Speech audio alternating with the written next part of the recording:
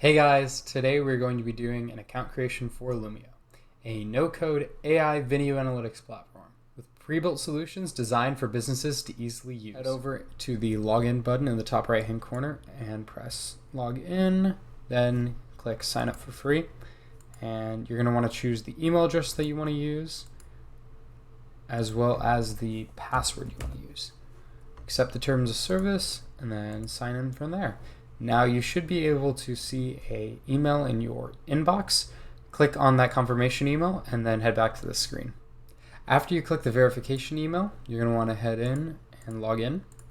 We're just going to type in the same password and email as before, sign in, and then it'll have you create an organization name. This should be whatever business you are, so let's just say example company, and then this is also going to include what your workspace is going to be. So we're going to say it's starter project is going to be the name.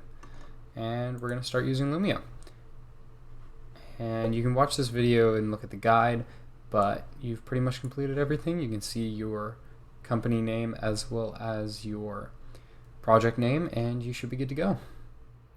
Now you've created your account and set up your workspace.